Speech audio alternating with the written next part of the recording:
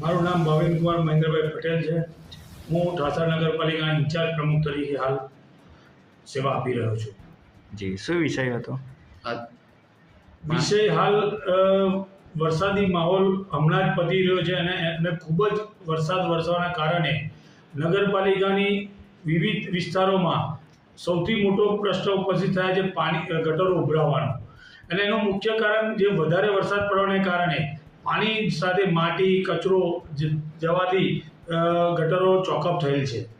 હાલ અમે છેલ્લા 15 દિવસથી નગરપાલિકા પાસે સાધન ગલી એમ્પિયર જેવા સાધનો ન હોવા છતાં અમારી મહેનતથી કે અમે પ્રાઇવેટ એજન્સી પાસેથી ભાડે મંગાવી અને આજે અમે ગટર સાફ સફાઈનું તબક્કાવાર કામ ચાલુ કરેલ છે।